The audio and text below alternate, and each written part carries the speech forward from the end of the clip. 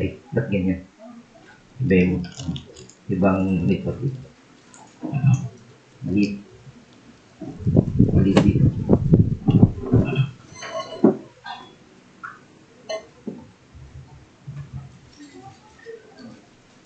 Ngayong araw na ito ay ating pong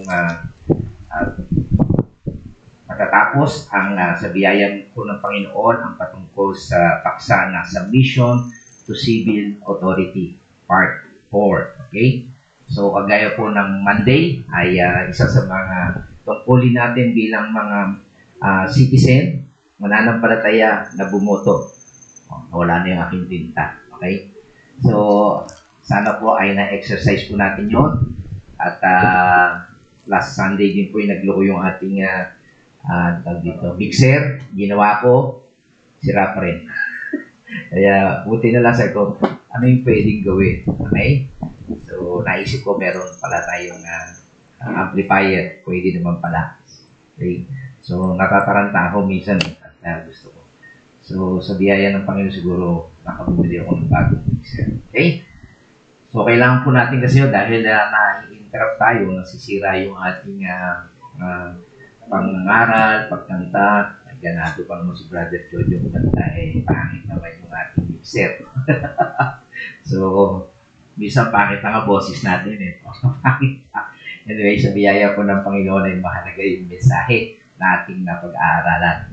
Okay, so, tapo tayo sa ating paksa. Sa part 4 na po tayo.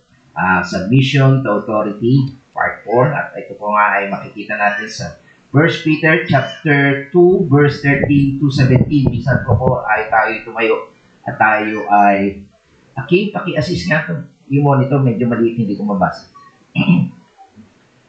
Tayo po ay basahin na lang po sa itaas. Sabi niya, alang-alang sa Panginoon, kasakot kayo sa lahat ng may kapangyarihan sa bayan, sa emperador na siyang pinakamataas na kapangyarihan.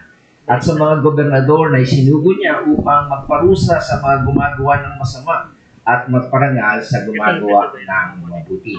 Nais ng Diyos na sa magitan ng iyong wastong pamumuhay ay mapatigil ninyo ang mga hangal sa kailang kamangmangan. And then sa verse 16, nawala ako na lang, mamuhay kayong tulad ng mga taong malaya. Huwag ninyong gawing panakip sa paggawa ng masama ang kalayaan ito. Subalit, mamuhay kayo bilang mga alipin ng Diyos. Igalang ninyo ang lahat ng tao at mahalin ang kapatid kay Kristo. Mamuhay kayo ng may takot sa Diyos at may paggalang sa emperador. Okay, ito po ang salita ng Panginoon. Pwede na po kayong maupo. Okay? Sige, open mo lang. Okay na yan. Wala na yan. Oh, nagbaliktad naman. Ha?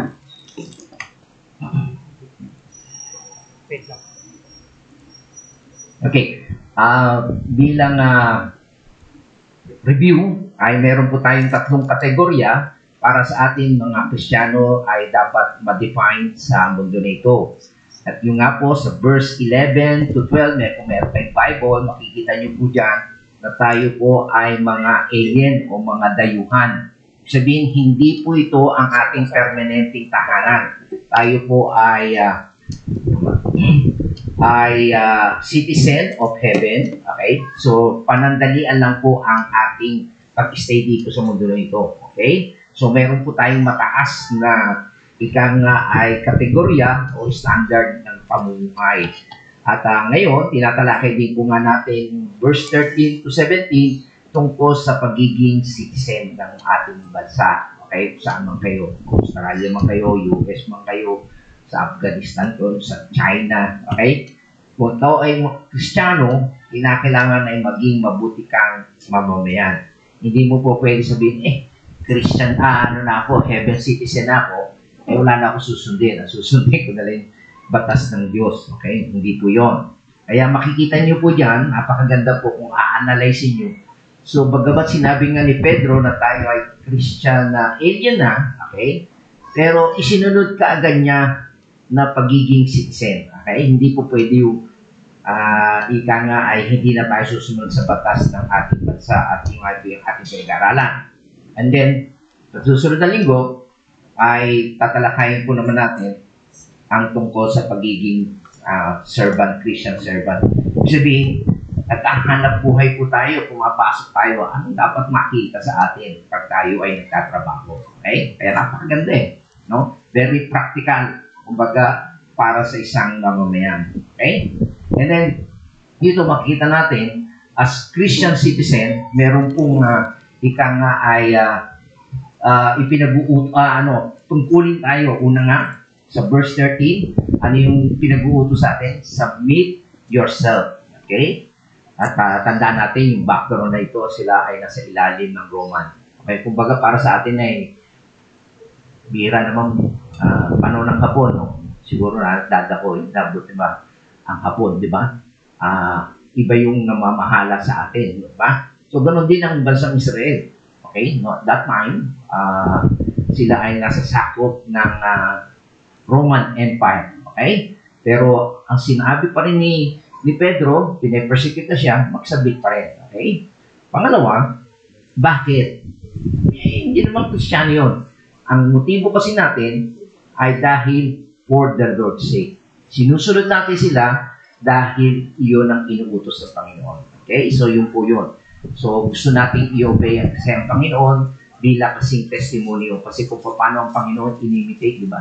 Pinersecute niya siya, di ba? Hindi lang isang government o isang authority. Jewish authority and also the Roman authority ang nag-persecute sa kanya, di ba? Pinako nga siya sa cross. Pero nag-submit pa rin siya. Umangal ba siya? Nagpadala pa siya ng anghel? Pwede naman niya, sabi niya, di ba? Pero hindi. Nag-submit siya. So, makita natin, kaya tayo susunod. Ang motibo natin, dahil sa Panginoon.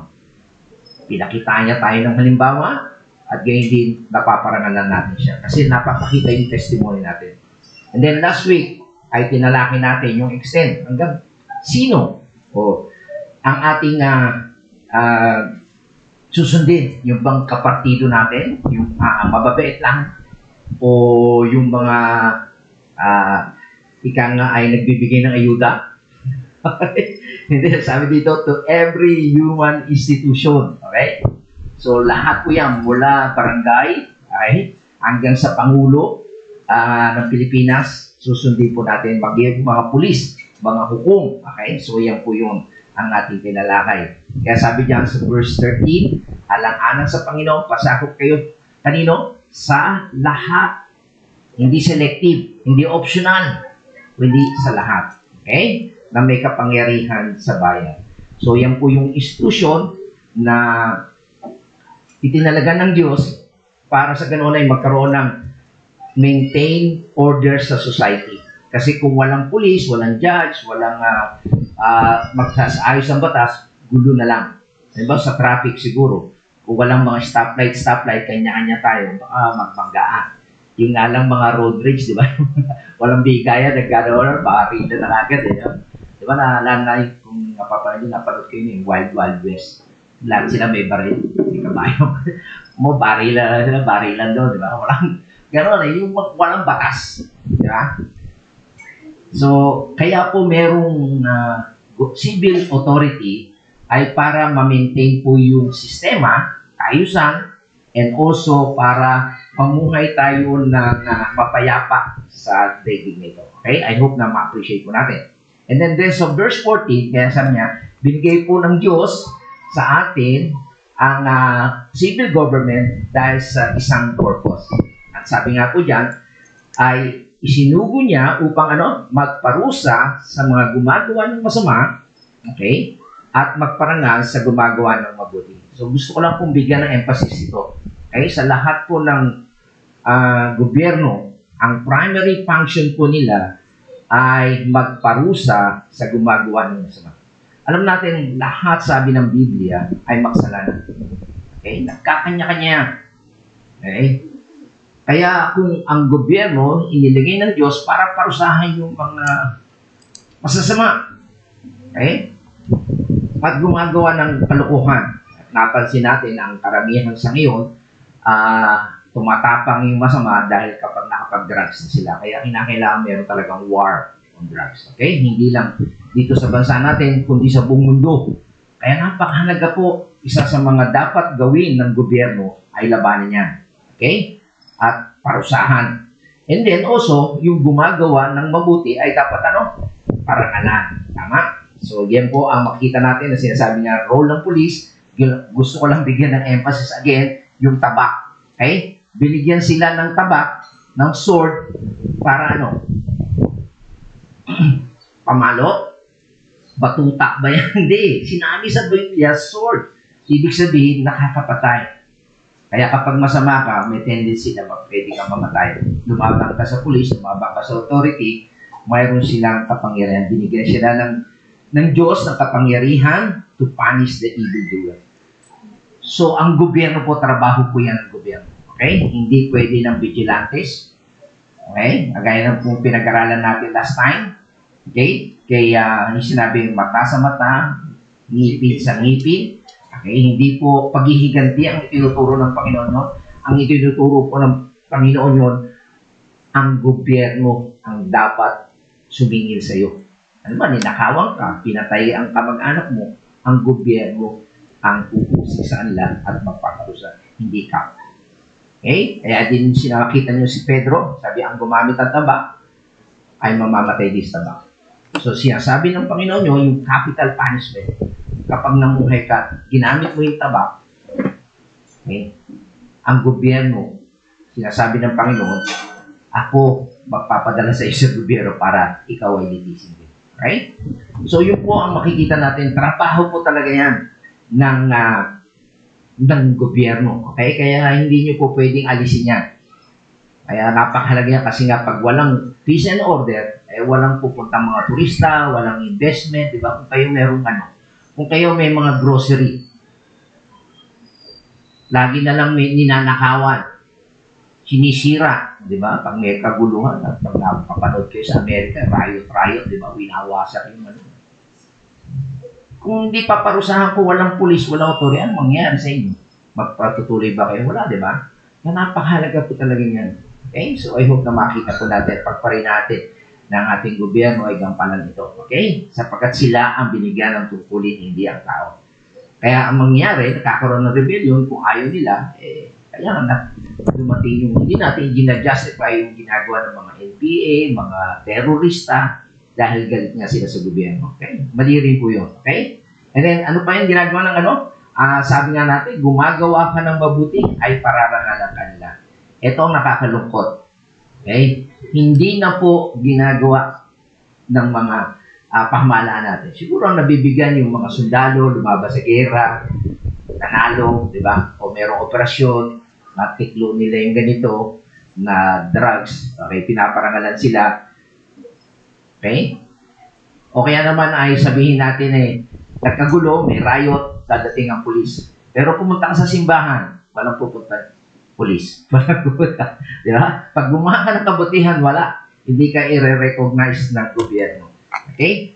So, ganun pa man, maliwanag po na sinasabi ng Biblia na ang ating gobyerno ay inordain ng Diyos. Okay? It is God-ordained duty of the civil power to keep peace. Okay? Sila yung magbibigay ng kapayapaan at ipaglalaban tayo doon sa mga masasamang loob. Diba? At doon, magitan ng ating pagsunod sa batas, okay, mapaparangalan natin ang Panginoon. Okay? Tandaan natin na ang Diyos pa rin ang may kontrol ng lahat ng bagay. Nagaya po na nangyari noon, ng panahon ni Pedro, nung siya sumusulat na ito. Siya ay under ni Nero, at talagang masama siya, pumapatay, at talagang sinusunog ang mga mananampalataya. Pero alam niya that God is in control. Siya ang nakaupo sa trono.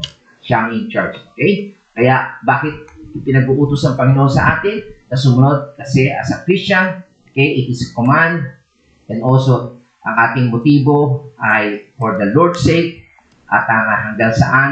To every human institution. Okay? And then yung pang-apat, anong dahilan? The reason, it is the will of God. Okay? So, yan po ang ating tatalakayin sa susunod. Okay? So, yung ating pagsunod ay papakita natin yung ating testimony of Jesus Christ, and your witness is by abiding to the law. Okay? So, ano yung reason niya? It is the will of God. Basahin natin sa verse 15. Sabi niya, anong reason? It is the will of God. Sabi niya, nais ng Diyos. Kanya, nasa pamagitan ng inyong wastong pamumuhay, ay mapatigil ninyo ang mga hangad sa kanilang kamangmangan. Nakita niya na for such, sabi sa English, for such is the will of God. Nais ng Diyos. Ito ang kalooban ng Diyos. Nasa pamagitan daw ng ating paggawa ng mabuti, ay mapapigilan natin yung may silence the ignorance of the foolish man. Okay? Bakit nga ba tayo susunod? Bakit tayo magpapailalim sa ating gobyerno? It is the will of God. Okay? Malimit natin, tinatanong siguro kayo, ano ba ang kalooban ng Panginoon? Diba? Ano ba ang gusto ng Panginoon para sa akin? Maliwanag po yan. Very clear sa sikat ng araw. It is the will of God. The will of God is that you obey, sumunod tayo, mag-submit yourself for the Lord's sake to every human institution. Maliwanag po yan. Hindi tayo magiging rebellious o rebelde. Okay? Hindi tayo magiging NPA. Diba? Sa sanib. At nakakalungkot maraming mga estudyante sa UP, mga scholar pa man din ng bayan. Nagre-rebelde. Pinapaaral ng gobyerno, may pondo ang gobyerno, tapos sila pa yung naghihimagsik. So tayo, kapag tayo Kristiyano, okay, agaya din tayo, ang tayo mga Kristiyano, hindi din tayo dapat sumali sa mga union. Okay, mga union ay karamihan ay KMU, mga rebelde. Okay? So, yan po ay hindi dapat mangyari. So, bawat bata ay nagtatanong, ano ba ang will ng Panginoon? Okay? So, kasi, pakita natin na sa magitan ng ating pagsunod, okay, by doing right, pag tayo gumagawa ng mabuti, sabi dito, you may silence the ignorance of the foolish man. Okay? So, yan po, di ba marami tayong mga criticize, okay? Lumalaban, sinisiraan tayo. So, ano yung daigin mo? Sabi nga, ang prinsipyo ko, kung merong masama, meron kang sa lugar na yun, masama, ang gagawin mo, hindi ka makikisama. Hindi gumawa ka ng kabutihan at mapapatigil mo ang mga ignorance sa kailang mga kamangmangan. Okay? So, tingnan natin, himay-himay natin. Ano po yung ibig sabihin ng word na silence? Sa wikang Ingles, it is to God. Okay? Sipina, muscle, musalan, restrain, pigilan. Ito po ay very strong word. Okay? Ang ibig ko sabihin niya, to stop the mouth. Shut up. Tahimik. Okay? Na wala silang masasabi. Mapipigilan mo po sila. Okay? So, anong gagawin? Paano mo sila mapipigilan? Ang sabi sa atin, doing right. Gagawa ka ng tama. Sa English, sa Grego po, ito po ay tinatawag na well-doing. Okay? Maayos na pamumuhay. Okay? Matuwid na pamumuhay. Okay? So, makita natin sa pamagitan ng ating matuwid o maayos na pamumuhay. Okay? So, the will of God is by nobility. Okay? Very noble, yung maayos na pamumuhay, marangal. Okay? Yung ating dignidad. Okay? Yung maayos, yung tindig natin. Okay? Yung pananamit o pagsasalita, yung well-doing and righteous conduct and good citizenship, you got that critic. So, ito po yung formula. At ako, nakita ko po ito na nung ako ay, bagamat sa susunod na linggo pa yung tungkol sa workplace, very effective talaga. Yung mga negatibo, masasamang kaisipan, na narinig mo, kaya nagkakagulo. Pagpunta mo sa isang lugar na yun, hindi gawin mo yung tama. Ang prinsipyo mo, daigin mo ng mabuti ang kasamaan. At magiging maayos talaga. Ang gaya na ng simple na, di ba sa tennis court, sinasabi ko malimit, sinasabi ko maraming pilosopo doon. Talagang aasarin ka. Pero nga isang pastor doon, hindi na bumalik eh, naasar eh. Okay? So, sa akin, umaayos sa pamumuhay. Pag may kailangan sila sa electrical, sa aircon, pag ganitong mga bagay, pati sa plumbing, gatuin ko. Okay? So, simpleng pagtulong hanggang sa kukuha nila, iharga o di nakakapagtrabaho ka pa. Diba? Hindi ka na ngayon inaasar. Higil na sila. Okay? Akin yun. Totoo po ito. Okay? So, nakakalungkot po kasi, ang nangyari, imbis na mapatahimik natin yung mga kritiko, eh, meron pang nakikita sa ating masama. Kaya tuloy nakikriticize ang mga Kristiyano. Okay? So, yun po ang nakakalungkot. Pero ang sabi po dito, sa magitan ng maayos na pamumuhay, mapapatahimik natin. Itigil na sila sa pag-criticize. Ganyan na yan? So, the word ignorance, tingnan po naman natin ano yung ibig sabihin ng word ignorance. Sa Grego po yan, siyan, okay, it means more than ignorance. Hindi lang po yung ignorante yan. Pag ginamit po yung ag na siyan, okay, it is more than. Kasi ang ignorance daw po, okay, agnia lang po.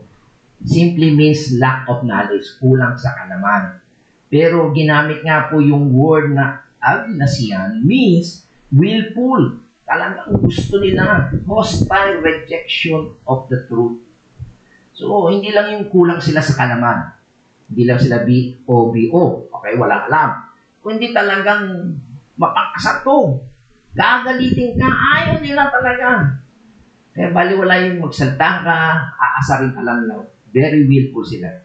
So, mabigat na term po yung ginamit dito ni Pedro. Okay? So, dito makita natin, ang mga tao ito, talagang i-criticize nila ang Christianity, hindi dahil sa kakulangan sa kalaman, kundi gusto nilang kalabanin ka. It is willful hostility. Okay? Hahamulin ka talaga. Okay? So, hindi lang po sila ignorante. Ang tawag sa kalahig, they're foolish. Hindi pulis, ha? Foolish. Tama ba? Okay. So, ibig sabihin niyan, that means senseless. Okay? Wala. Without reason. Eh, ang ibang term pa tawag po dyan, lack of mental sanity. Ang nakawala sa kaisa ng kaisipan. Wala. Gusto lang asar. Talaga kung ikaw naman, hindi maayos yung karakter, maasar ka rin. Okay, nakita ko kaya yung sabi nga sa teso, hindi na bumalik, naasar na eh. Eh, paano siya? Iba ugali niya. I-insist niya yung gusto niya. Eh, yung iba namang mga tao daw, walang ginawa, kundi aasar, tutulungan ka talaga. Okay. So, dapat makita natin. Eh, wala silang, gusto niya lang magpasikap. Okay? So, ano sabi? Magpapasikat ka ba? Magpapagaling ka? Sasabihin mo yung alam mo? I-recite mo yung mga verse? Hindi. By doing well. Gagawa ka ng kabutihan. Kaya pag may narinig ka, sira ganito ko, sira ganito ko. O baka pwede kong tingnan niya. Matutuwa sila. Dadala mo sila ng mga line. Dadala mo sila ng santo. Nakita niyo yung point doon? Kumaha ka ng kabutihan. Sa totoo lang, maasar ka rin. Pero may pagpipigil ka tama? Kristiyano ka nga di ba? Yung bunga ng Espiritu, pagpipigil sa sarili. Hindi ka magmamagaling. Ang formula po dito ay magitan ng paggawa natin ng kabutihan. So, how do we master them? O mabubusalan natin sila o kaya wag na silang magsalita ng laban sa Kristyanismo? Anong parang gawin natin? Good citizenship. Diba? Mabuting mamayan ka. Noble character. Impeccable conduct. Bagamat walang mapupuna na makikitang kasamaan sa iyo.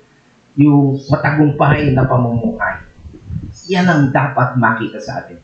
It is dito, makikita natin na masa-silence natin yung mga mindless, ignorant, motivated critic of the Lord and of the faith.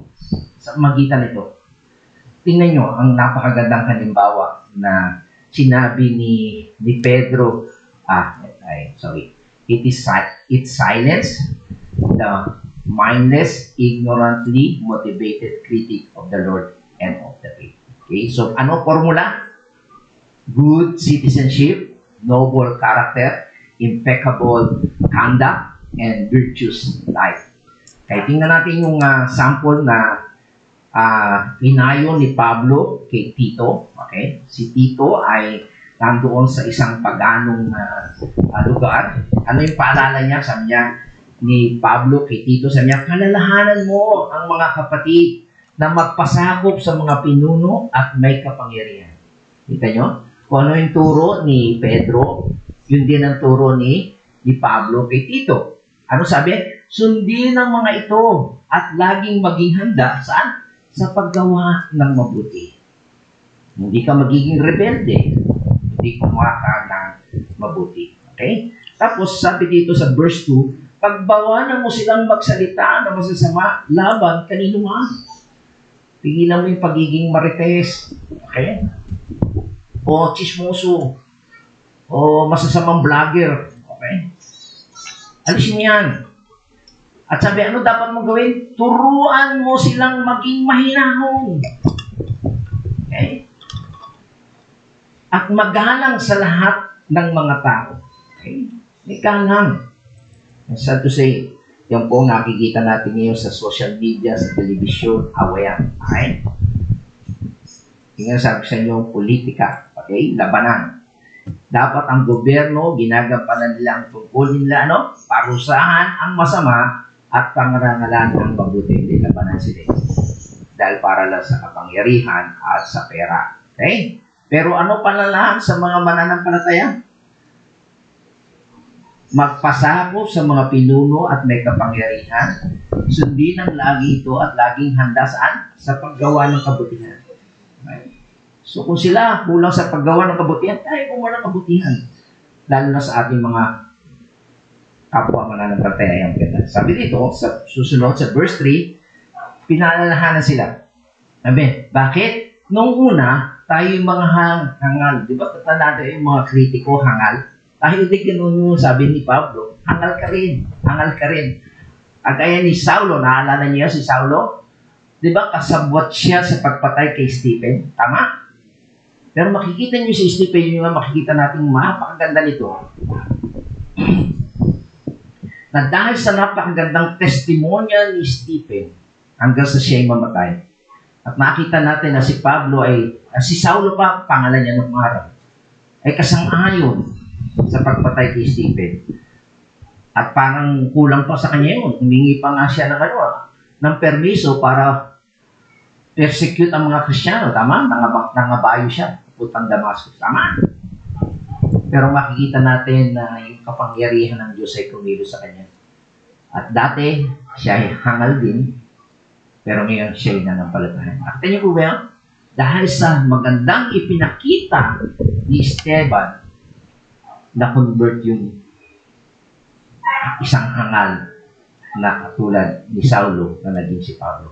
Na siya ngayon ang nagtuturo kay Tito. Sabi tayo yung mga hangal, hindi masunurin, tigas ulo, naliligaw, naging alipin ng makamundong damdamin at lahat ng uri ng kalayawan.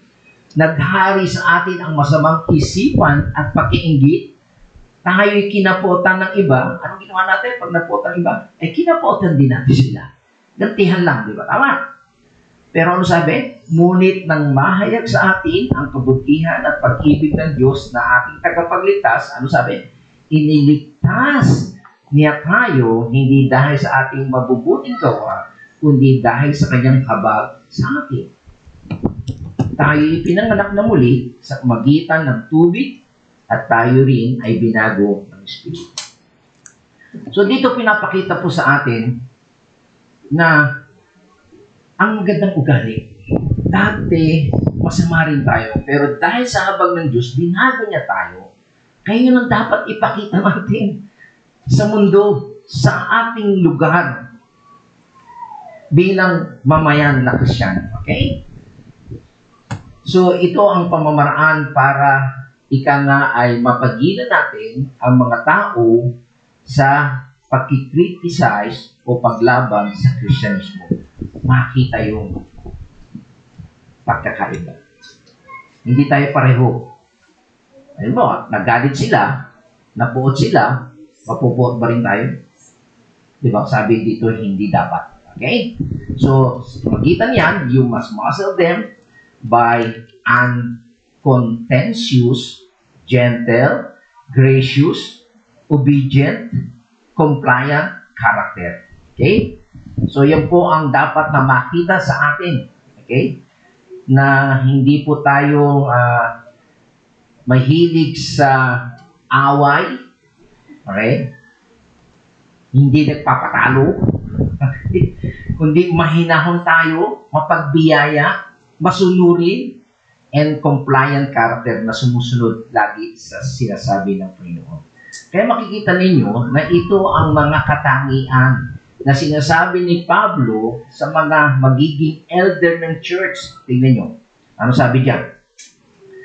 Pumili ka ng mga taong walang kapintasan. Isa lamang ang asawa at ang mga anak ay mananampalataya. At hindi magugulo o matitigas ang ulo. Okay? By the way, ito yung mga requirement para maging pastor o mga elder ng church. Walang kapintasan, iisa lamang ang asawa, tapos ang mga anak mananampalataya, at ito pa nga sasabi niya, hindi magulo o matigas ang ulo. Liwanag? Ito pa.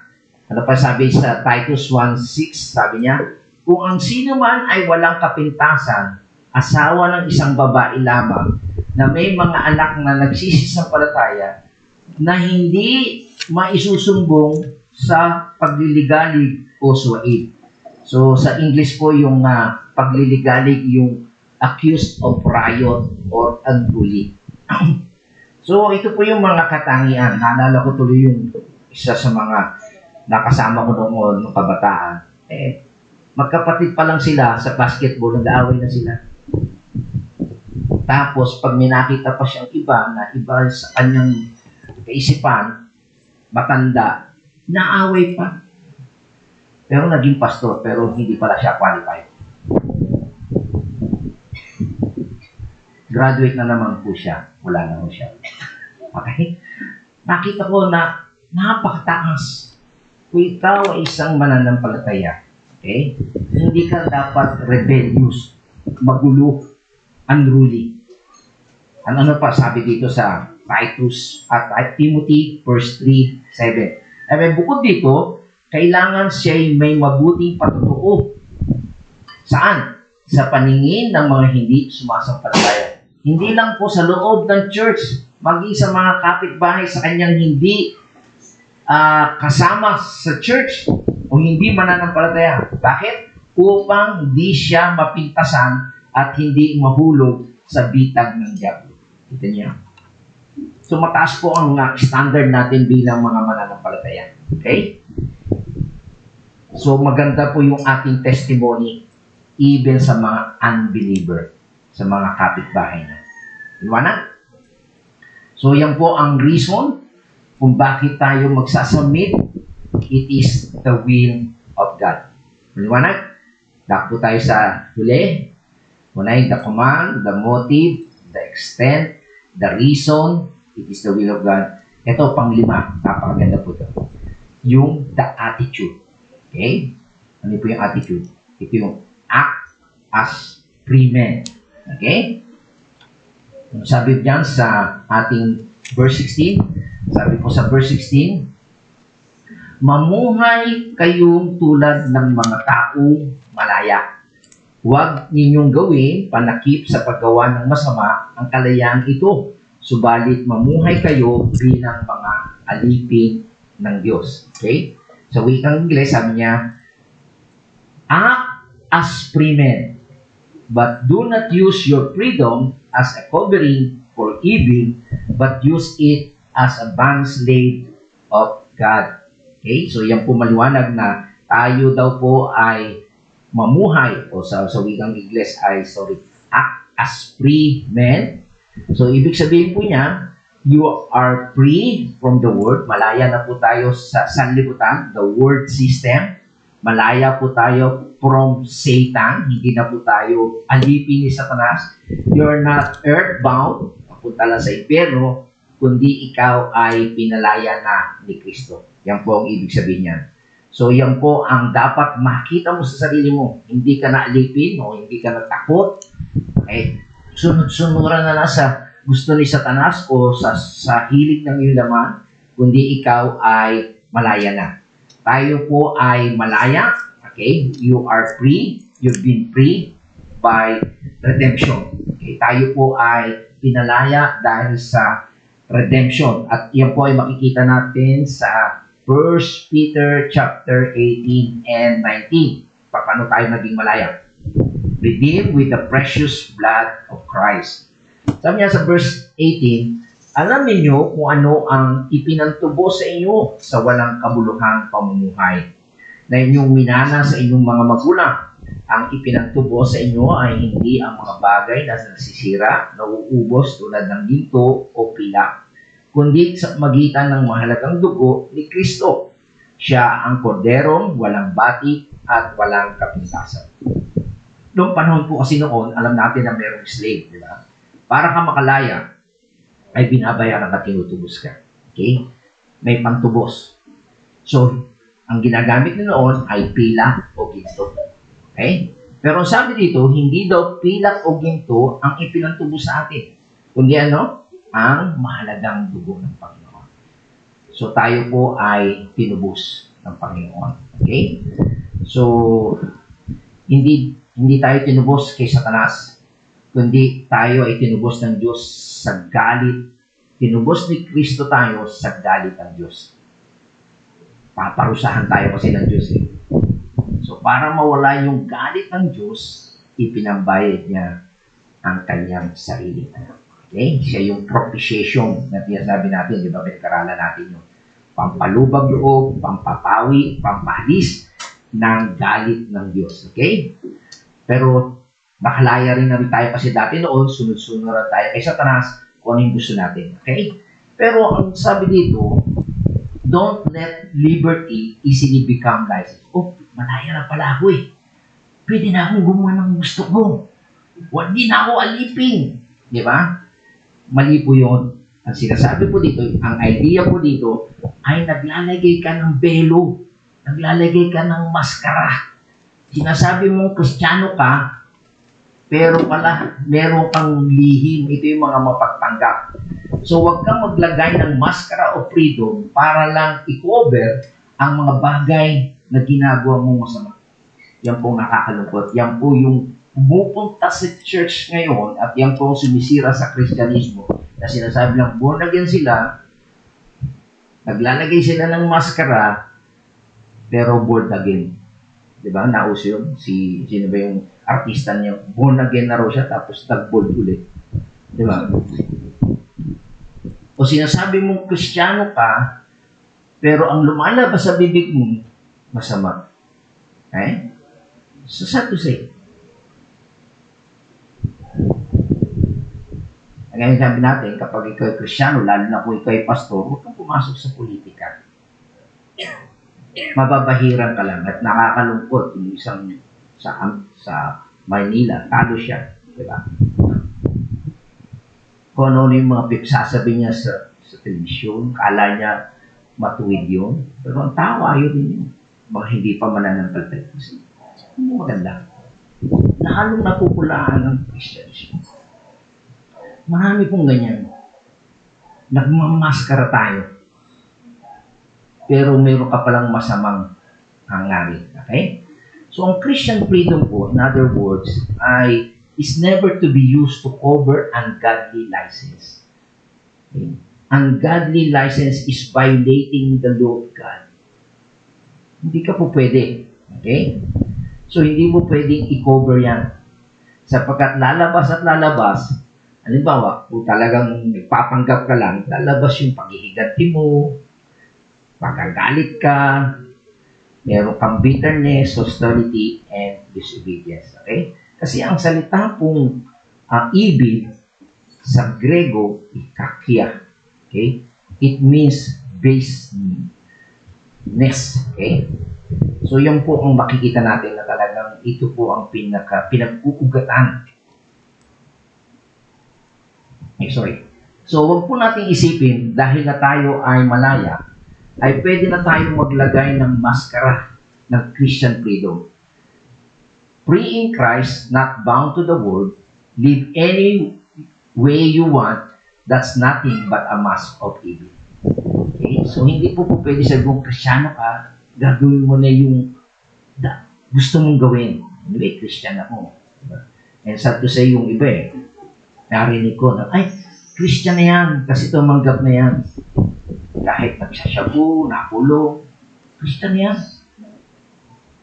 Kasi, once saved, saved forever. Baka nagmaskara lang siya. Tatay yun. Kung talagang mamumuhay ka ng matuwid. If you were truly righteous, you would conform. Sasang-ayon ka sa sinasabi ng salita ng Diyos because it says, your freedom should be used as a bond slave of God. Yung kalayaan mo, dapat magpalipin ka sa Panginoon, siya ang susundin mo. Malaya ka nga, gumawa. Pero sino ang susundin mo? Yung sarili mo, si Satanas, o ang Diyos? Okay? And sad to say, nakarinig na po ba kayo na merong sinasabi ng isang Kristiyano, hindi ako magbabayad ng tax. Bakit? Kasi heaven citizen ako Meron yan, nakausap ni John MacArthur, sabi niya, 25 years hindi ako nagbabayad ng tax. Kasi sabi niya, I'm a heaven citizen. So, napakamali ang kanyang pagkaintindi na siya ay heaven citizen. Okay? At sabi niya, hindi rin ako nag-o-obey sa speed law because I'm heavenly person. So, yung mga speed limit, ang sabi nga ni John MacArthur, sige, tulinan mo yan. Hindi magtatagal na sa langit ka na. Wala ka speed limit. Mga maling di ba kaisipan? Christian na raw sila Okay? Mali Tapos, yung isa pa sabi, ayoko na yung tinatawag na trespass law. Di ba no trespassing. Bawal niyang pumasok. Bakit? Pag-aari yan ng Diyos. Ay, pasok ako. Maling kaisipan Sabi niya, lahat ng lugar ay pag-aari ng Diyos, kaya pwede na ako. So, yan po yung mga maling kaisipan na sasabihin mong ikay Kristiyano, hindi ka susunod sa civil law, sa mga criminal law, sasabihin mong ikaw ay malaya. That is nonsense. Okay? Maliwanag po na tayo ay malaya dahil we are to serve God. Okay? Yan po ang maliwanag. At ito nga makikita natin sa 1 Corinthians chapter 7 verse 21 to 23. Sabi niya, ikaw ba isang alipin? Ito po yung social status mo na slave ka nung araw. Nang tawagin ka ng Diyos, sabi, huwag mong itindihin iyon. Ngunit kung may pagkakataon kang maging isang malaya, samantalahin mo. Okay? Ang isang alipin, nung tawagin ng Panginoon, ay malaya na dahil sa Panginoon. Gayon din naman, ang mga taong malaya na nang siya'y tawagin ni Kristo, ay naging alipin ni Kristo. So, tingnan natin, merong social status noon na ikaw ay slave, tapos yung isa naman ay hindi slave. Pero kapag kayo ay tinawag ng Panginoon, pareho na kayong malaya, pero alipin ni Kristo.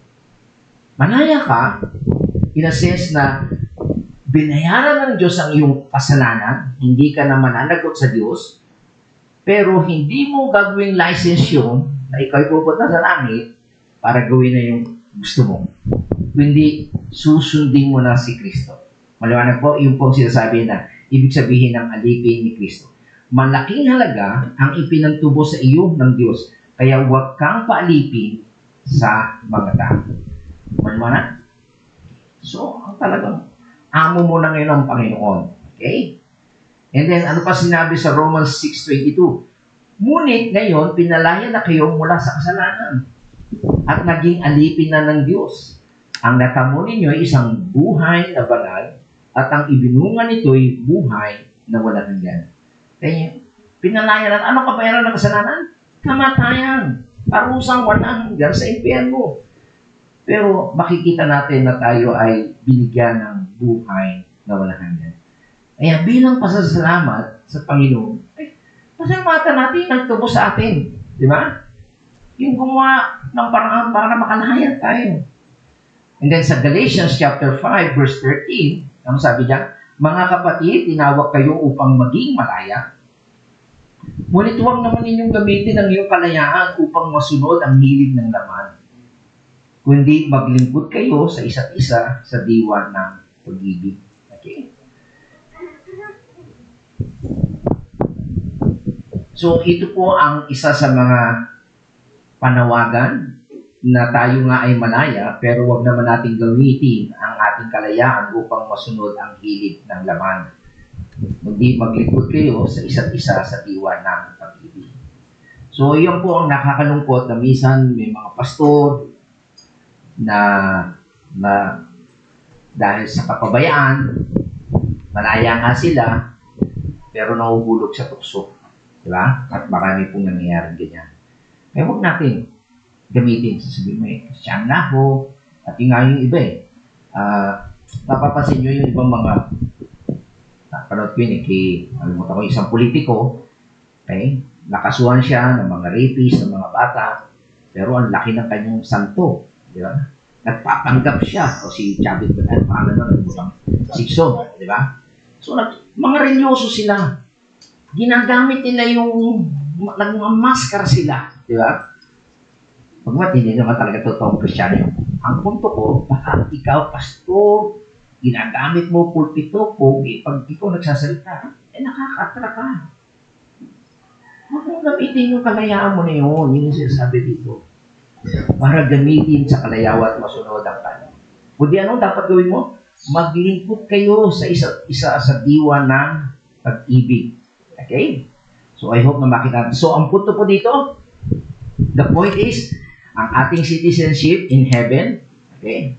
Our freedom is in Christ. Our belonging to the kingdom of God does not allow us to abuse the standard God has established for us on earth.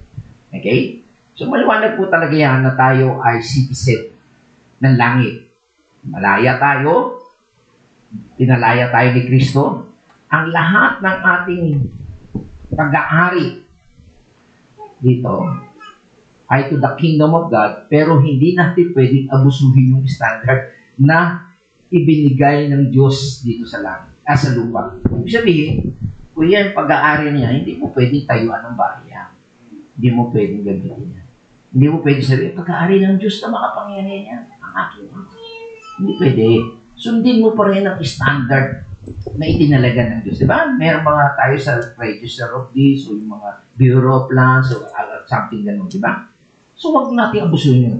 Okay? Pagbayad tayo ng tax. Okay? Yun sinabi ng Panginoon, diba? Naalala nyo yun na walang pambayad ng tax sila. Anong ginawa ng Panginoon?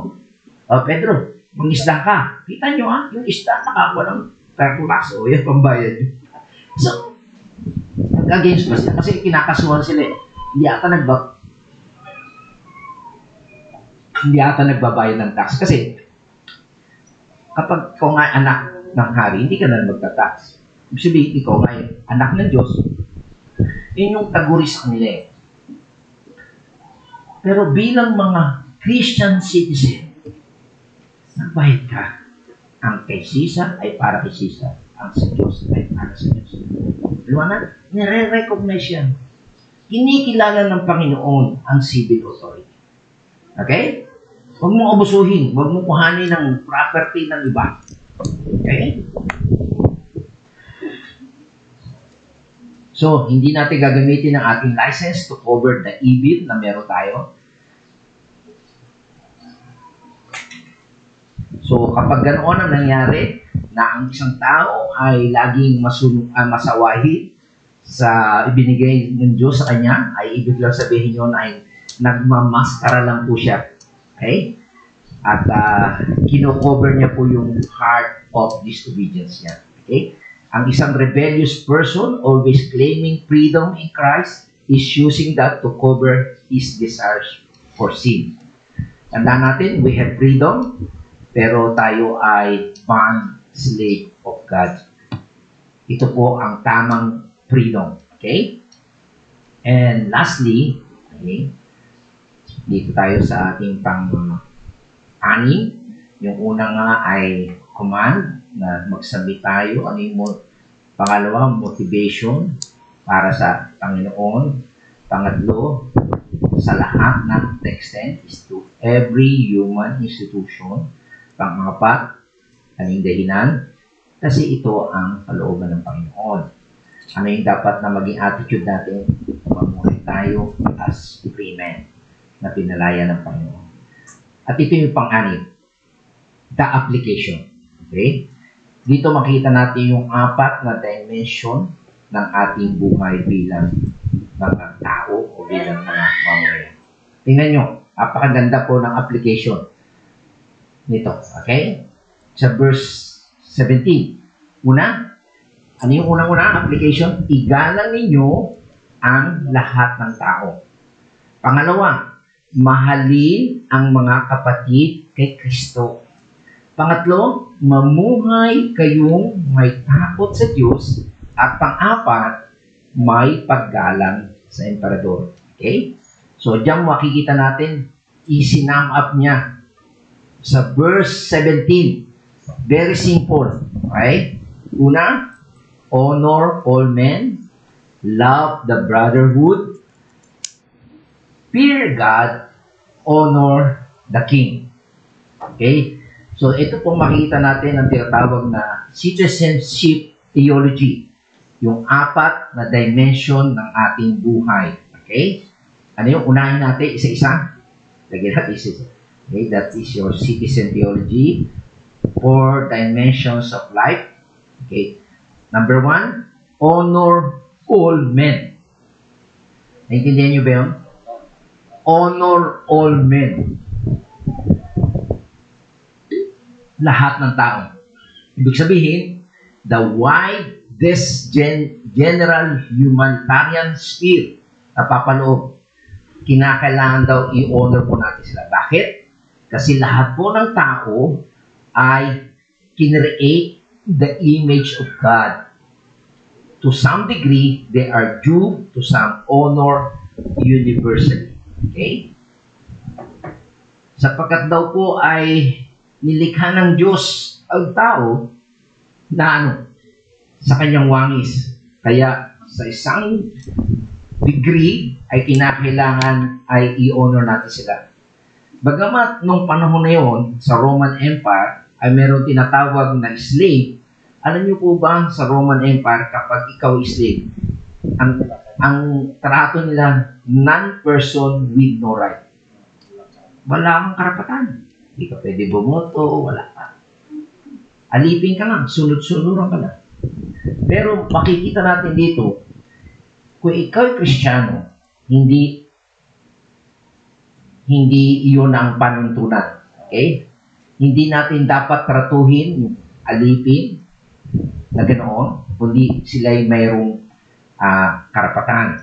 Ano man ang kailang kulay, ano man ang kailang lahi, ano man, anybody that way. Okay? So, honor men, every kind of person, every variety of person deserve honor and respect, whether high or low, nasa authority siya ladder, high or low, ano yung strata niya sa society. Okay? Ano man ang katayuan mo, kinakailangan ay i-honor mo sila, igalang mo sila. Sapagkat everybody is worth to be honored as created in the image of God. Ginagawa niyo na po ba yan? Ay, paggalang tayo. Kaya kahit kung meron tayong kasambahay o kakilala na sabihin natin din mga alipin tayo dito, ano? Ay mababang uri o sabihin sa laylayan ng lipul, sabi, ay i-honor po natin sila. Okay? Alam naman natin na merong mga different levels sa paggalang in different social structure, di ba? Iba yung, siyempre, sa barangay hanggang sa pataas, di ba? Sa social status ng buhay, di ba? So tayo bilang mga mananampalataya, dapat tayo yung manguna sa pagbibigay galang, okay, sa mga tao. Hindi ibig sabihin na we agree with everything they do. Merong mga tao na mayayaman niya, mataas ang katungkulan, pero hindi naman tayo sumasang-ayon sa kanilang ginagawa. Sa masama nga. Hindi rin, doesn't mean we like everything they do. Hindi natin laging gusto yung kanilang ginagawa. And then also, that doesn't mean that we have respect for everything they do. Okay?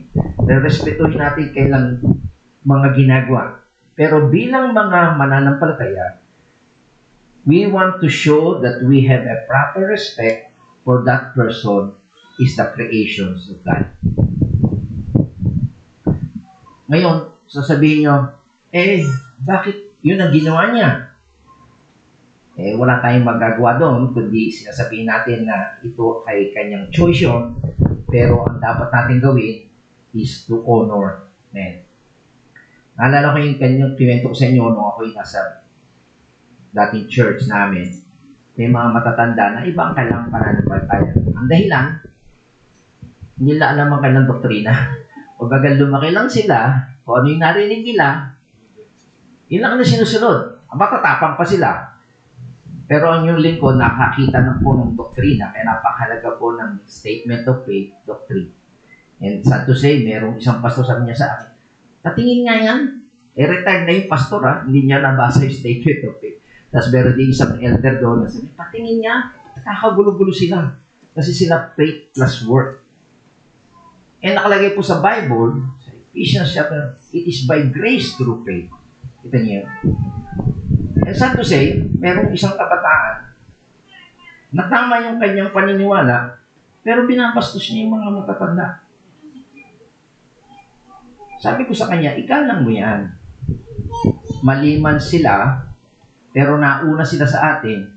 At itong church na ating pinupuntahan, sila nagpagal, sila yung naghirap, sila nag-asikaso, tayo nakikinabang, tapos papastusin mo. Ako yung punto. Sabi natin mali sila. Mali pa rin, yun ang gusto. Pero, respetuhin natin. Yung honor mo. Ano po ba?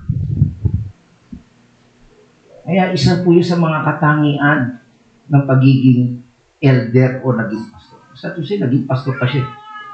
Pero hindi rin naman siya nagtagal kasi hindi siya karapat-dapat. Nakita ko lang po habang pinag-aaralan ko ito. Hindi ka lang bilang isang Kristiyano kung gusto mo pang maging elder. Huwag mong basusin yung mga matatanda. Hindi mo sila pwedeng paalisin sa isang church na sila ang nagtayo ng building na yung... Nakuha niyo po ba yung punto doon? So, yun po yung kauna-unahan. Marunong tayong mag-honor ng lahat ng tao. Okay? Pangalawa, love the brotherhood. Magkasunod po yan. Okay? So, madali yun, di ba? Yung isa, honor all men. Hindi mo mang lahi o hindi mo kakilala, stranger man sila, di ba? I-honor mo, dalang mo, hindi. Unahan kayo sa pila, di ba? No, kailangan we honor. Pangalawa, love the brotherhood. Ito yung mga kapwa mo mananampalataya. Madali ito kasi dapat kapag ikaw yung mananampalataya, lovable ka. Di ba? Tama po ba? So, love the brotherhood. Honor all men. Okay? So, magkasunod. Tama? So, madali po yung gawin. Meron po siyang equal weight. Kung ano yung pagrespeto mo sa tao, lalo na sa iyong kapwa mananampalataya. Ano na? Yun yung sinasabi ko sa sample. Kasama mo na sa church eh. Hindi pa kayo magkaroon ng respeto. Di ba? So, yan po yung pangalawa. Pangatlo, yung fear God. Okay, honor all men, love the brotherhood, di ba? Lahat ng tao sa mundo na makakasalumuha mo. Tapos, yung kasama mo sa church, mahalin mo. Kasi minahal yan ni Kristo, di ba? Tama? So, kung mahal ni Kristo ang church, Magmahalan din kayo, tama? Minahal niya kayo eh. Pinag-aralan natin yan nung Wednesday, di ba? Tama ba ako? Alala niyo. Minahal ng Diyos ang church, ibinigay ni Kristo ang kanyang buhay sa church, dapat tayong nasa church, magmahalan. Ano naman magsakmalan tayo? Minahal na nga tayo eh. Ay, tinan niyo ba yun? Pangatlo, makikita natin dito, pagkaroon tayo ng takot sa Diyos. Diba? Yung all men sa hindi mananampalataya, brotherhood sa loob ng church, sa kapwa mananampalataya, ito ang tungkulin din natin. Magkaroon tayo ng takot sa Diyos. Okay? When you fear God, itong sasabihin natin, God, I have a healthy enough fear of you that I'm going to do what you said is right. Okay? Yan po yung merong paggalang sa Diyos. Gagawin natin kung ano yung tama, even though I don't understand, isa hindi natin naiintindihan, what's going on, but I'm going to leave it to you to fix it up in the time when you are ready. Minsan, hindi natin alam na nangyayari sa buhay natin. Bakit tayo nagkasakit? Bakit tayo na-delay? Bakit nawala yung ating trabaho? Bakit naalis tayo doon? Magtiwala tayo sa Diyos. Matakot tayo sa Diyos. Okay? Yung pong takot ay hindi nanginginig, kundi yung paggalang sa Kanya. At hinahayaan natin na ang Diyos ang umayos ng lahat ng ito sa Kanyang paraan. Okay? God designed your role as a citizen. So God designed your role as a citizen in the world, and you better fear Him enough to understand the repercussions of your disobedience and lead that solutions with God. So tandaan po natin na kapag meron tayong maling pasya, maling desisyon dahil sa ating katigasan ng ulo, ay humanda tayo sa pagpapalo ng Diyos. And also, pero hayaan naman natin na ang Diyos ang mag-solve ito. Marami tayong bagay ako sa karanasan, may mga mali rin naman akong desisyon sa buhay. At tinanggap natin yung pagpapalo ng Diyos. Pero after na tayo ay mapalo ng Diyos, madisiplina, naayos naman ang ating buhay. By the way, kanina sa aking devotion, ito po daw ang nalilimutan natin sa discipleship. Disciple means student, di ba? Tinuturo. Sa church, lagi na tayo nagtuturo. Pero nawawala yung discipline, yung pagpapalo, pagtutuwid, pag may mali.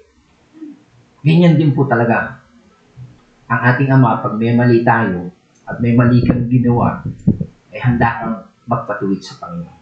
At yun yung paggalang sa Kanya.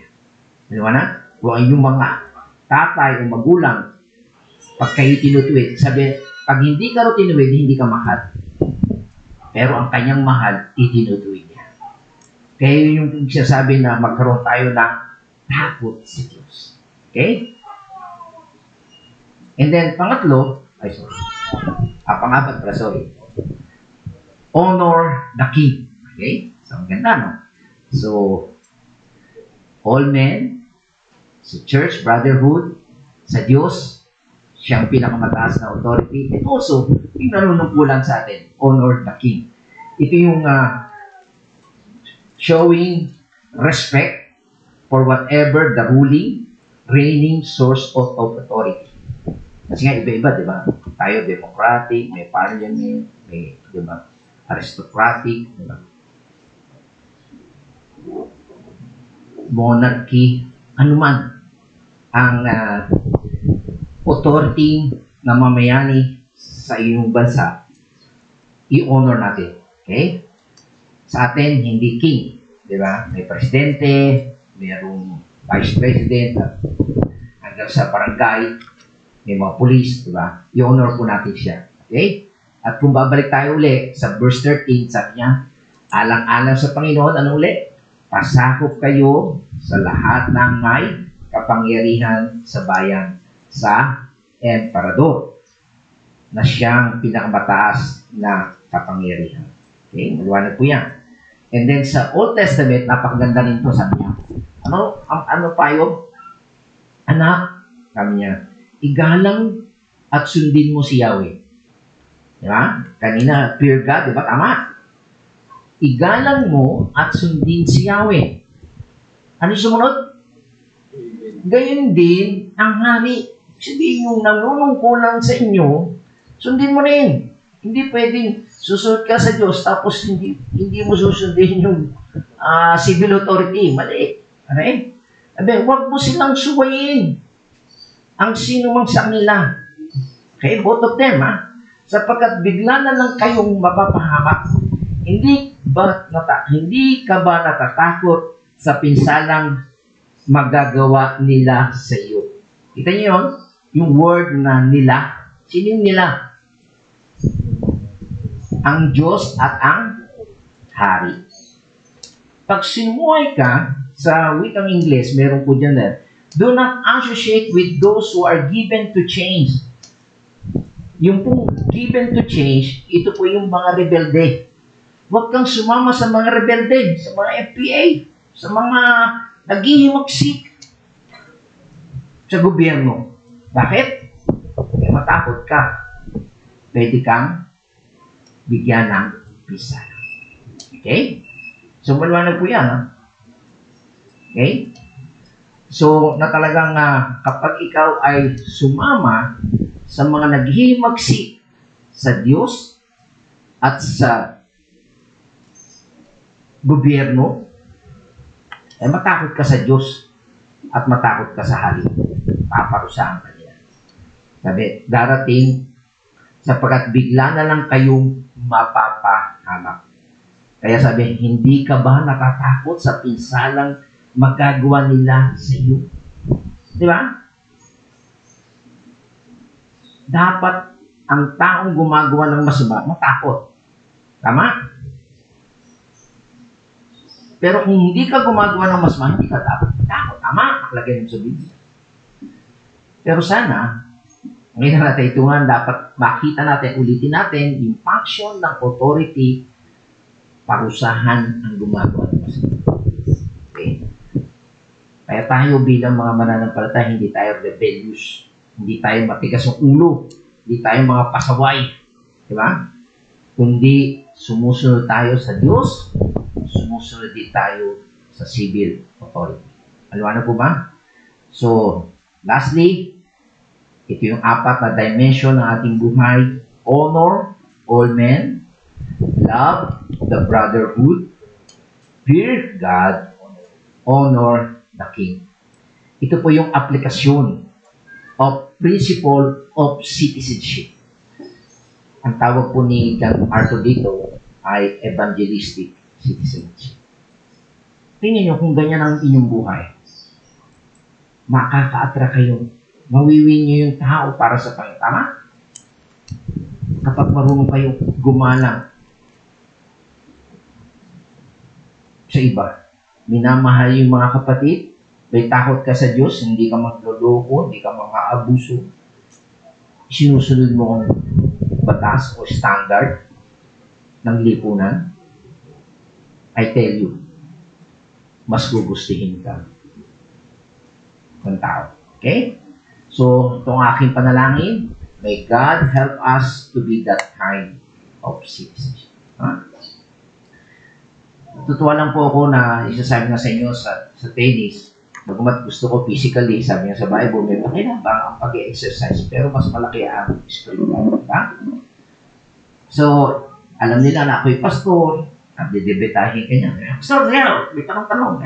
Kakawa na pupukupulang ka. Okay? At hanggang sa may dumating pa isang pastor, ito pa isang pastor, para namang aasarin ka na eh. No? Pero una, makita mo silang kabutihan sa paglalaro pa lang. Talagang mahusay ka. Diba? Talagang hindi ka po pwedeng baliwalay mo yung paglalaro. Talagang seryoso ka kasi hindi ka lang kakampihan. Tama, no? Pangalawa, yun, makikita natin na yun mo sila. Yun ang kailang paniniwala. Kasi ito yung paniniwala. Ito sinasabi ng Biblia. Diba? Ganun po tayo. Tapos pag sila may mga problema, mag-usapin.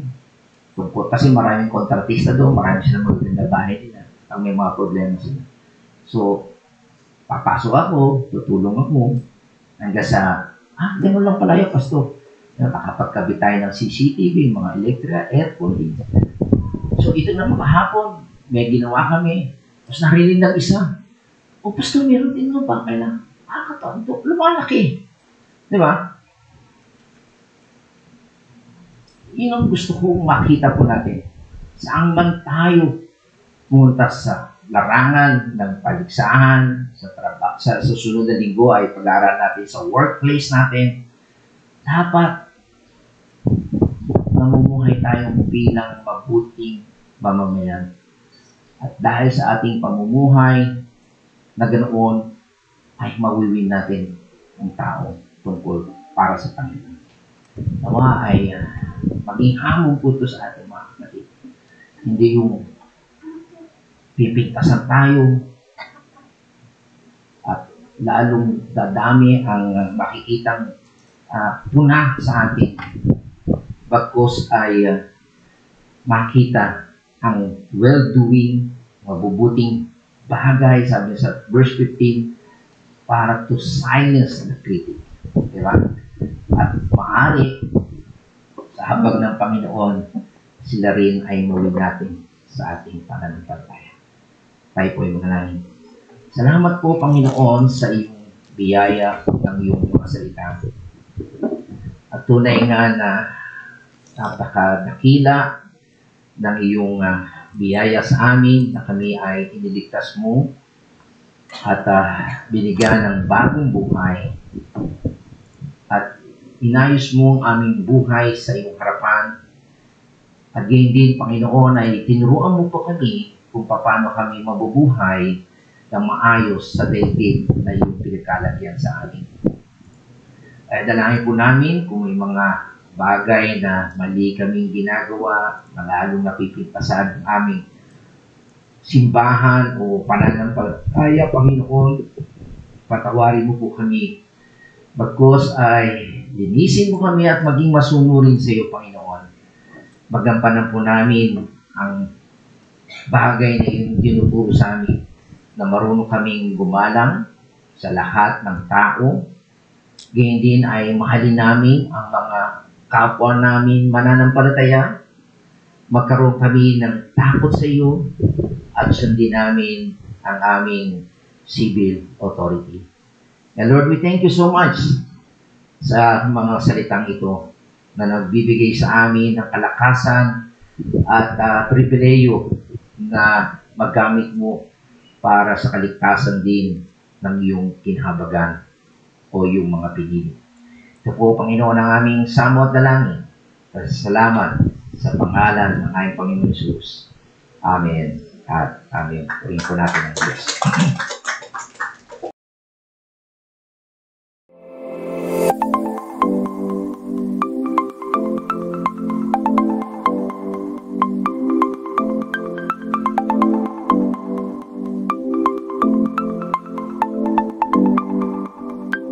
We'll be right